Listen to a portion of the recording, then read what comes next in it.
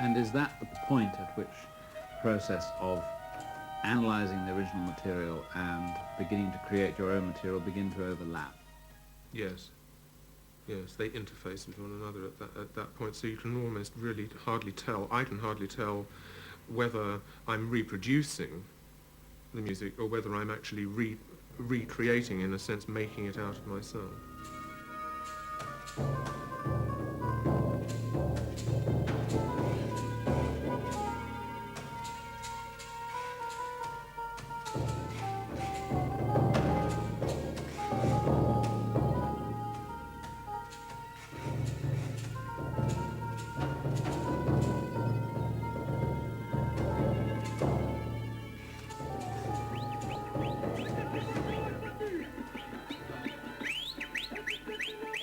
I have to be careful each time I write a piece to make sure that I don't lose the focus of the original idea, because I'm very concerned to preserve the spontaneity and immediacy of that in the final product. So I have to keep it within sight all the time.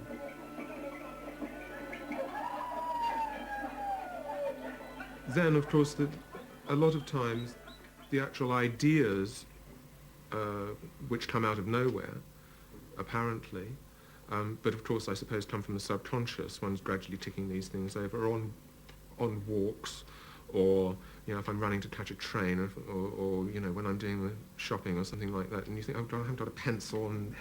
And so then the best discipline is one that Brahms used to practice. When Brahms was asked why didn't he write more canons and this kind of thing, he said, well, the place to do canons is in your head. And in fact, I think that the head is the best place to do most of the composition, although for this I'm writing a lot down that I might not normally do, because you can then not tell what's conscious, what's subconscious. It's simply all brewing away in here. And so I have cultivated, if you like, the discipline of doing those things in my mind, remembering the ideas and allowing them to transform naturally.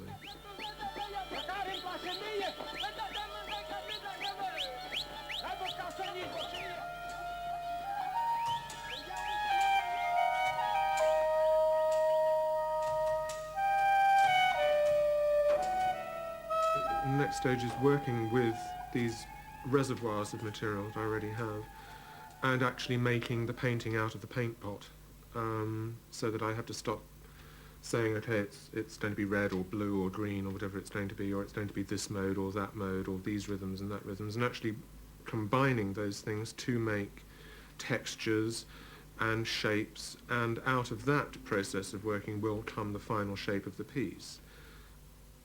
I have more or less already decided that somehow it is going to be a sort of mosaic, but that doesn't necessarily solve the problem of what kind of mosaic it's going to be, what kind of contrasts are involved in putting the bits of the mosaic together. In a sense, it's rather like making these little models of the original melody, except on a much larger scale, that I'm going to have to make those with the 8 or 9 instruments that I'm working with, thinking about what each of them are doing. So I'm going to have to rationalize to myself, well, is this a flute section or an oboe section, or is it flute and oboe together, or is it flute, oboe and violin? And it's working with densities of materials, different colors, just a business of evolving further material, and then, as it were, out of that creating an architecture. So it's the really important and the most difficult stage of the process is the one which is now about to begin. It seems rather less architectural than organic. I hope it is organic. That would satisfy me the most, to make music occur in the way that plants and trees occur, which is that they grow from that very small seed of an idea into something then which is, as it were, self-supporting.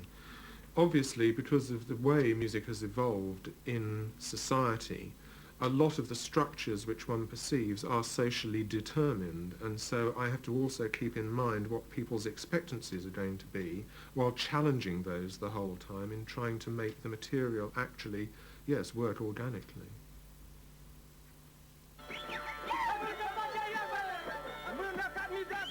It's now some months later, and the piece is finished. I notice you've added an electric keyboard to the group. What else has changed? I don't think that the original concept, which was really to transform ethnic music and dance images into something in my own experience, changed that much. And I don't think the basic notion of using mosaic patterns in the same way as the bagpiper uses mosaic patterns has changed that much. I did add an electronic keyboard, mainly as a way of focusing some melodic ideas as a continuum right the way throughout the piece.